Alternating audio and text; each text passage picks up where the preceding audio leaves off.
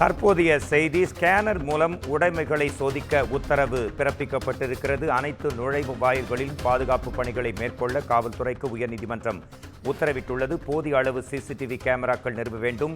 காவல்துறையின் பாதுகாப்புக்கு வழக்கறிஞர்கள் மற்றும் ஆம்ஸ்டாங் படுகொலை வழக்கில் கைது செய்யப்பட்டவர்களை குண்டர் சட்டத்தில் சிறையில் அடைத்தது தொடர்பாக இந்த செய்தி. ஆம்ஸ்டாங் கொலைக்கு பயன்படுத்தப்பட இருந்த வெடிகுண்டு உயர்நீதிமன்ற வளாகத்திற்கு கொண்டுவரப்படுவது தொடர்பான அண்மை செய்தி இது. உயர்நீதிமன்ற வளாகத்திற்கு முழுமையான பாதுகாப்பு அளிக்க காவல்துறைக்கு சென்னை உயர்நீதிமன்றம் அதிரடி உத்தரவு பிறப்பித்திருக்கிறது. ஸ்கேனர் மூலம் அனைத்து உடைமைகளையும் உள்ளே வருபவர்கள் பரிசோதிக்கவும் நீதிபதிகள் அறிவுறுத்தி இருக்கின்றனர். அனைத்து நுழைவு வாயில்களிலும் பாதுகாப்பு பலப்படுத்தப்பட்டிருக்கிறது.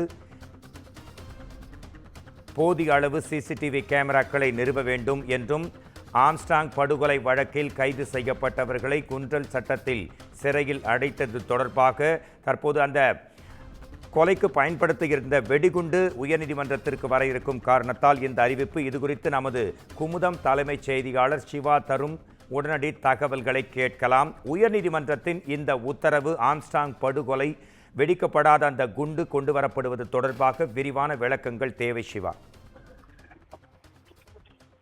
மோகன்ராஜ், சென்னை உயர்நீதிமன்ற வளாகத்திற்கு முழுமையாக பாதுகாப்பு அளிக்க காவல்துறைக்கு சென்னை உயர்நீதிமன்றம் உத்தரவு பிறப்பித்திருக்கிறது.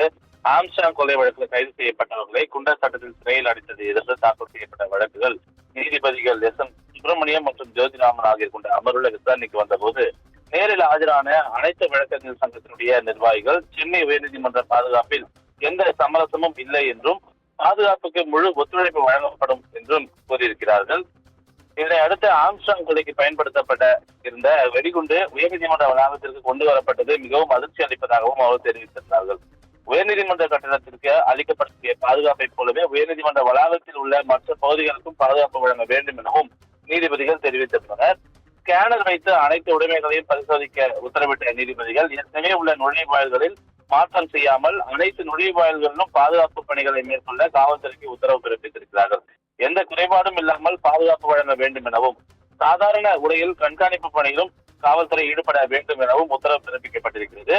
போதிய அளவு சிசிடிவி கேமராக்களை நிறுவ காவல்துறைக்கு உத்தரவிட்ட நீதிபதிகள் காவல்துறையினுடைய பாதுகாப்புக்கு ஒத்துழைப்பு அளிக்க வழக்கறிஞர்களுக்கும் அறிவுரை வழங்கப்பட்டிருக்கிறது.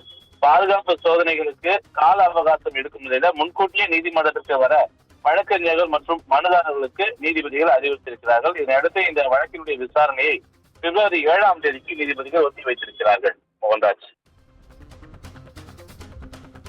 உங்கள் விரைவான தகவல்களுக்கு நன்றி. சிவா.